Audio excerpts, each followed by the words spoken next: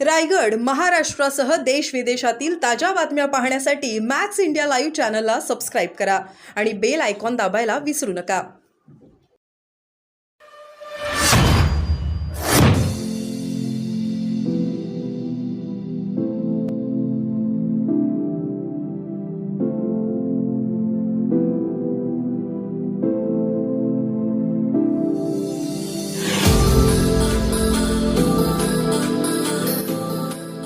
अपघाती मृत्यू झाले एकूण अपघाताची संख्या किती आहे आणि आपण त्याच्यावर काय उपाययोजना केल्या हा एक आणि स्पेसिफिक वर्षे हिट अँड रन प्रकरणानंतर शहरात किती फेटल ऍक्सिडेंट झाले, हिट अँड रन किती झालेले, ड्रंक अँड ड्राईव्ह किती झाले? माझ्याकडे हिट अँड रनची आकडेवारी नाही आहे, पण माझ्याकडे एकूण अपघाताच्या प्रमाणामध्ये यावर्षी वाढ झाली असं म्हणता येणार नाही. आकडेवारी बघितली तर ती तेवढीच आहे, पण प्रत्येक अपघात हा महत्त्वाचा आहे, प्रत्येक जीव महत्त्वाचा आहे. या दृष्टीने पोलीस काम करतायत. मागच्या वर्षी साधारण 334च्या आसपास डेथ्स होत्या, यावर्षी 163 आहे, पण हे झिरोवरती कसं आणता येईल यासाठी प्रयत्न आपण करतोय. नुकतीच 3-4 दिवसापूर्वी DCM सरांनी, अजितदादांनी मीटिंग घेतली होती. तर त्यामध्ये CP सर आणि डिव्हिजनल कमिशनर यांनी सजेस्ट केल्याप्रमाणे पुणे जिल्हा हा सेव्ह लाईफ फाउंडेशन यांना बोलून त्यांच्याकडून या जिल्ह्याचा अभ्यास करण्याचा एक आदेश देण्यात आला होता. त्या दृष्टीने सेव्ह लाईफ फाउंडेशन बरोबर चर्चा केली आम्ही प्राथमिक. तर त्यांनी पुणे जिल्ह्यासाठी काम करण्याचा त्यांनी होकार दिलाय. आता उद्या त्यांची टीम येते आणि मग ती पुढचे 3 महिने अभ्यास करेल. अभ्यासाच्या नंतर त्याचा अहवाल निश्चित दिला जाईल. सर्वसाधारणपणे जे अपघात होतात या अपघातामध्ये 3 प्रकारे अपघातामध्ये कमी करता येऊ शकते. पहिला आहे एन्फोर्समेंट, जी अर्थातच ट्रॅफिक पोलिसांवरती सगळ्यात जास्त त्याची जबाबदारी आहे. चांगल्या पद्धतीचं एन्फोर्समेंट असेल तर निश्चितच वाहतुकीच्या अपघातामध्ये घट येण्यासाठी मदत होते. या एन्फोर्समेंटमध्ये विशेषतः ड्रंक अँड ड्राईव्ह, म्हणजे आपण बघितलं की हा मोठा अपघात झाल्यानंतर गेल्या साधारण 10 ते 15 दिवसाच्या कालावधीमध्ये 921 इतक्या ड्रंक अँड ड्राईव्हचे केसेस ट्रॅफिक पोलिसांनी आणि पुणे पोलिसांनी केलेले आहेत. इथून पुढे सुद्धा हा असाच या पद्धतीने चालू राहील. जिथे कोणी दारू पिऊन गाडी चालवत असेल आणि तो अपघात करत असेल तर वेळप्रसंगी परिस्थिती पाहून 304 कलम सुद्धा इन्व्होक करण्यात येईल. हे 304 ऐवजी 304. याच्यानंतर दुसरा महत्त्वाचा विषय यातला म्हणजे इंजिनिअरिंगचा. तर इंजिनिअरिंगच्या संदर्भामध्ये पुण्यामध्ये 22 ब्लॅक स्पॉट्स आहेत आणि या 22 ब्लॅक स्पॉट्स कशी सुधारणा करता येईल याच्यासाठी महानगरपालिका, PWD, NHA आम्ही सगळेजण बसून याच्याबद्दल चर्चा करतोय आणि काही ठिकाणी काय इमिजिएट सुधारणा करता येण्यासारख्या आहेत का तर ते पाहून त्याच्यामध्ये सुधारणा केली जाईल. तिसरा विषय अर्थात एज्युकेशनचा आहे. एज्युकेशनमध्ये ट्रॅफिक पोलीस सुद्धा काम करतायत आणि आम्ही सगळ्यांना अपील करतो की एज्युकेशनमध्ये ट्रॅफिक रूल्स अँड रेग्युलेशन पालन करणं हे फक्त तुमच्यासाठी, दुसऱ्यासाठी नाही तर तुमच्यासाठी सुद्धा गरजेचं आहे. हे सुद्धा सांगण्याचा आपण प्रयत्न करतोय. आता जेवढे अपघात होतात, विशेषतः फेटल अपघात होतात, याला ट्रॅफिकचे PIs आमचे आता जागेवरती भेट देत आहेत आणि त्या ठिकाणी एन्फोर्समेंट रिलेटेड किंवा इंजिनिअरिंग रिलेटेड अशी काही उपाययोजना असतील तर त्याच्याबद्दल विचार होऊन त्या उपाययोजना तिथं करता येतील का आणि त्याला किती कालावधी लागेल यासाठी आम्ही प्रयत्नशील आहोत.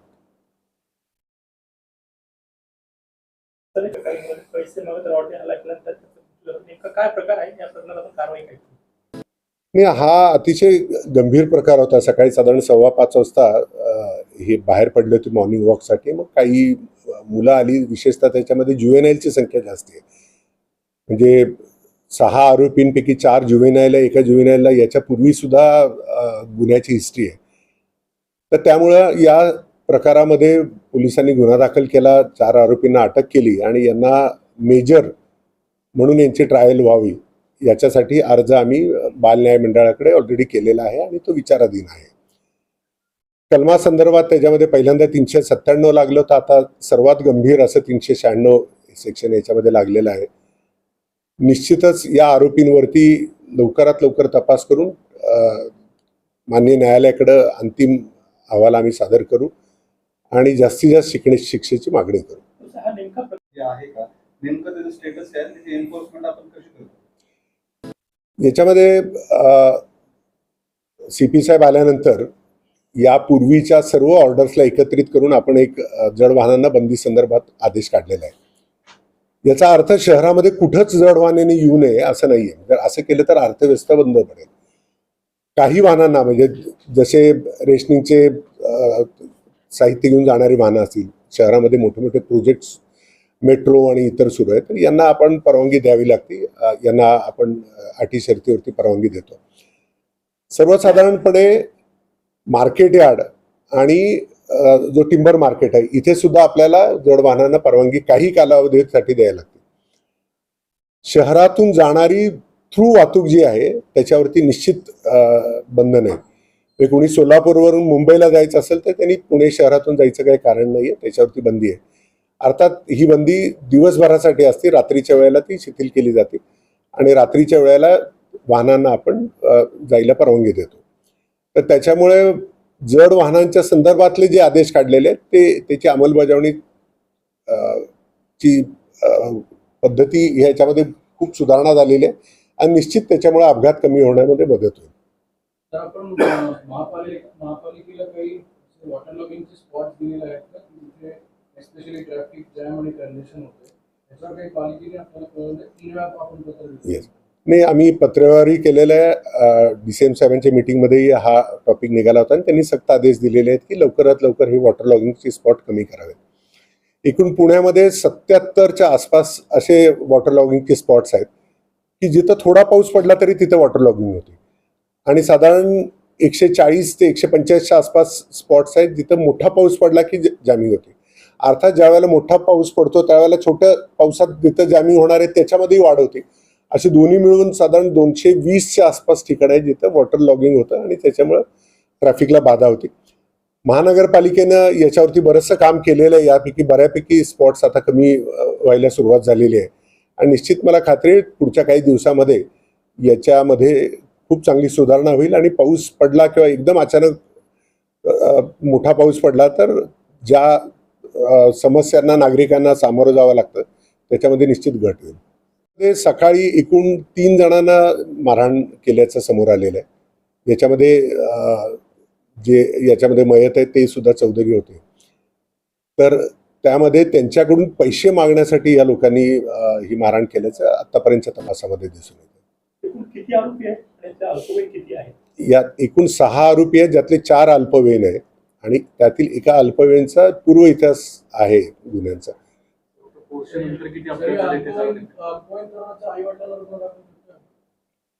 नाही, याच्यामध्ये त्या प्रोव्हिजन्स डायरेक्टली इन्व्होक होतील असं वाटत नाही आता, पण तपासामध्ये जर काय आलं पुढे तर निश्चित कारवाई होईल. आता ती मी घेऊन देतो तुम्हाला. सर, एक विश्रामबागमध्ये काल एक अपघात घडला ज्याविषयी काही टेल्स आहे? हो, नाही, अपघात आता मी आपल्याला सांगत होतो की अपघात अलीकडच्या काळात काही घडलेले आता प्रत्येक अपघाताचा मी ॲनालिसिस करतोय. जसं आपण बघितलं असेल गंगाधाममध्ये एक अपघात झाला होता, चांदणी चौकात इथे एक अपघात झाला होता. तर इथे रस्त्याची परिस्थिती कारणीभूत आहे. इथं तीव्र स्लोप आहे आणि या तीव्र स्लोपमध्ये खाली उतरताना मोठी वाहनं कंट्रोल होत नाही. तर एका ठिकाणी तर आम्ही असा निर्णय घेतो की तिथे जड वाहनांना बंदी करणं, पण चांदणी चौकामध्ये जड वाहनांना बंदी करणं शक्य नाही. परंतु तिथं काही उपाययोजना करता येईल का या संदर्भात CP सरांनी, महानगरपालिका आयुक्तांनी आणि DCM सरांनी त्यांनी आदेश दिलेले आहेत. आम्ही सुद्धा ज्या महत्त्वाच्या ठिकाण आहेत त्या ठिकाणी मी आमचे DCP ट्रॅफिक आम्ही व्हिजिट करून तिथं काय उपाययोजना करता येतील का हे बघतोय. ते समजून घ्या की ॲक्सिडेंट स्पॉट याचा अर्थ तिथं वारंवार अपघात होतात आणि याला आपण या अपघातांना निव्वळ ड्रायव्हरला जबाबदार धरणं, कारण गुन्हा तर आपण दाखल ड्रायव्हरवरती करतो, परंतु तिथं जर अशी परिस्थिती असेल का एकाच ठिकाणी अपघात घडतात, कुठे काहीतरी तिथं इंजिनिअरिंगची चूक असू शकते, या सुधारल्या तर निश्चित अपघाताचं प्रमाण कमी होण्यामध्ये मदत होईल.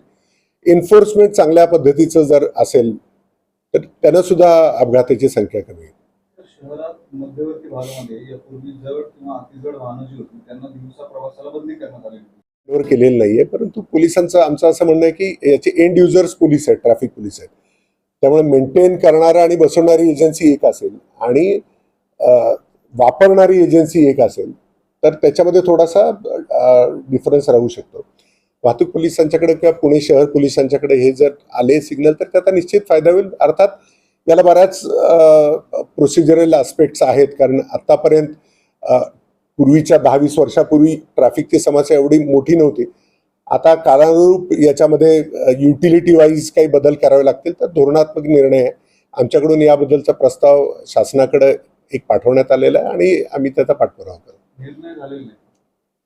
नाही, कारण हे एवढं सोपं नाही आहे, कारण इंजिनिअरिंग हा आस्पेक्ट आमच्याकडे नसतो. म्हणजे ट्रॅफिक पोलीसकडे ट्रॅफिक इंजिनियर किंवा इंजिनिअरिंग नाही आहे. पण आम्हाला निश्चित खात्री आहे की विथ गायडन्स आणि एक्सपर्ट्स आम्ही हे ऑपरेशन करू शकू. हे आता अर्थात विचाराधीन आहे, याच्यावरती शासन जो निर्णय घेईल त्या पद्धतीने कारवाई होईल.